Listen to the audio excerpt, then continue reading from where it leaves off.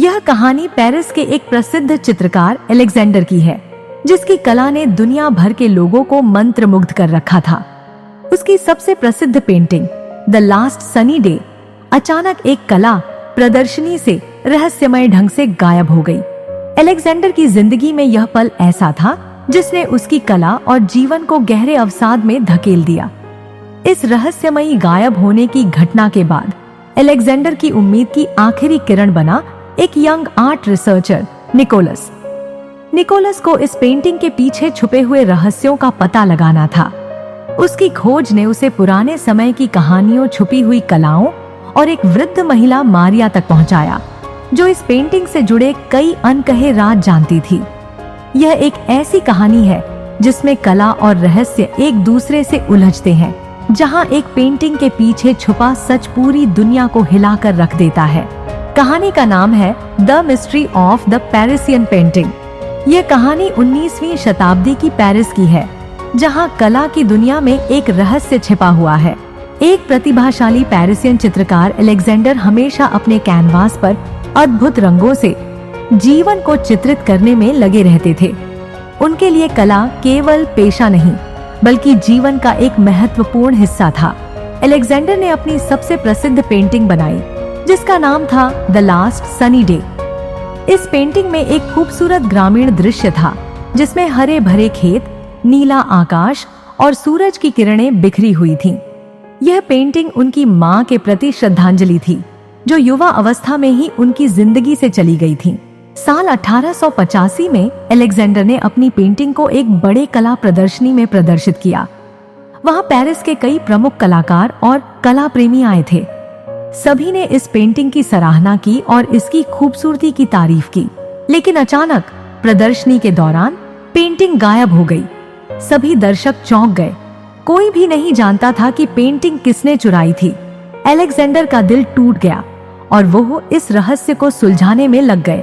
Painting के गायब होने के बाद अलेक्जेंडर की प्रसिद्धि धीरे धीरे कम होने लगी।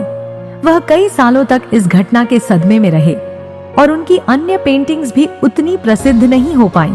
कई सालों बाद एक यंग आर्ट रिसर्चर निकोलस ने इस रहस्य को सुलझाने का निर्णय लिया। निकोलस ने अलेक्जेंडर के कामों के बारे में अध्ययन किया और पेंटिंग की खोज शुरू की। निकोलस पेरिस के विभिन्न आर्ट गैलरी में गया। उसने कई चित्रों को देखा और कला प्रेमियों से पेंटिंग के बारे में पूछा।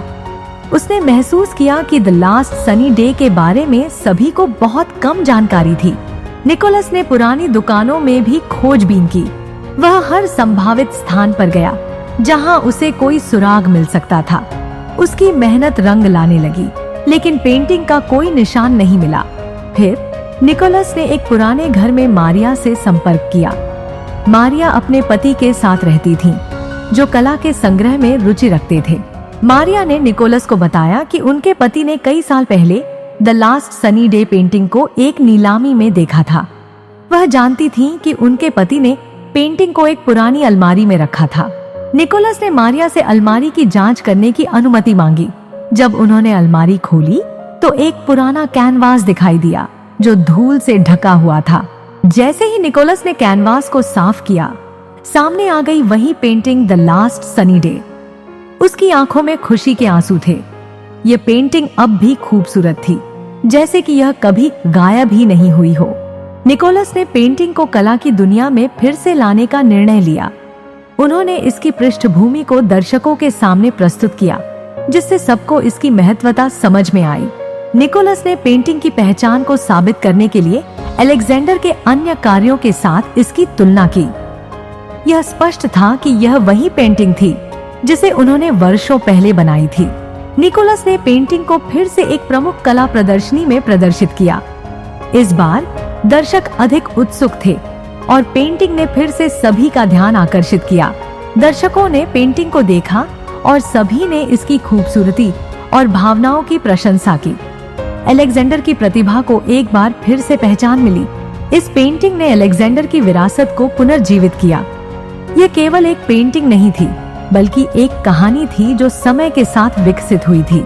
यह कहानी कला और रहस्य के बीच की गहराई को दर्शाती है।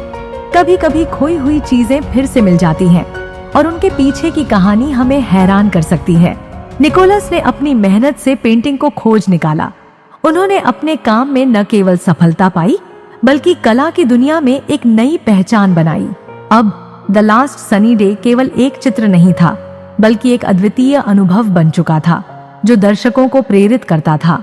इस पेंटिंग की नीलामी हुई और इसकी कीमत ने सभी को हैरान कर दिया।